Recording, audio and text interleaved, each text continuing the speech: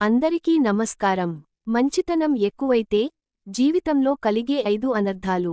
ఇవి సరిదిద్దుకోవడానికి కూడా సాధ్యపడనివి.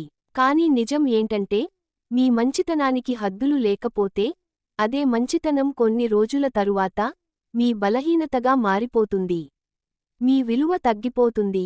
మంచితనం కొన్ని రోజుల తరువాత మీ బలహీనతగా మారిపోతుంది. మీ విలువ తగ్గిపోతుంది. గౌరవం లభించదు. మీ అంతర్గత శాంతిని కోల్పోతారు.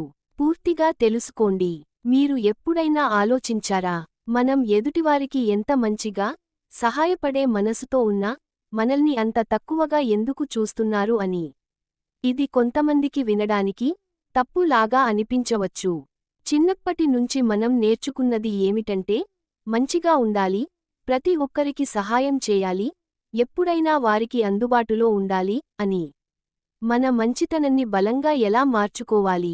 ఇప్పుడు చూద్దాం. మీరు ఎంత ఎక్కువగా ఇతరుల కోసం ఏదైనా చేస్తే, వాళ్ళు అంత తక్కువగా దానికి విలువ కడతారు. మీ ధనం, సమయం త్యాగం చేసినప్పుడు, మీ పని ఆపి మరి వారికి సహాయపడినప్పుడు, అది మొదట మంచిగా కనిపిస్తుంది.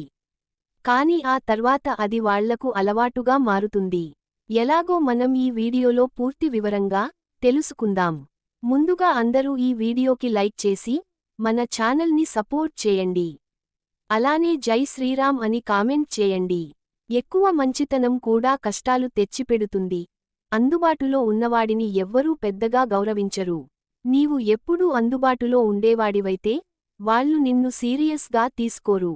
మనం మంచిగా ఎదుటివారికి అన్నివేళలా సహాయం చేస్తే, అది మన బలహీనతలాగా ఎదుటివారికి కనిపిస్తుంది. మన విలువ వాళ్లకి కనపడదు. అందరికీ నచ్చే ప్రయత్నం చేయకూడదు. నువ్వు అందరికీ నచ్చేలా కాదు, నీకు నచ్చేలా బ్రతకాలి.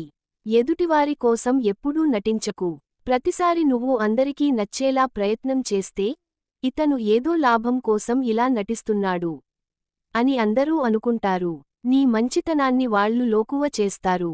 అతను చేస్తాడులే, చేయక ఏం చేస్తాడు అనే దృష్టితో వాళ్ళు నీ మీదే నెట్టేస్తారు. నిన్ను అవసరం ఉన్నప్పుడు మాత్రమే గుర్తుపెట్టుకుంటారు.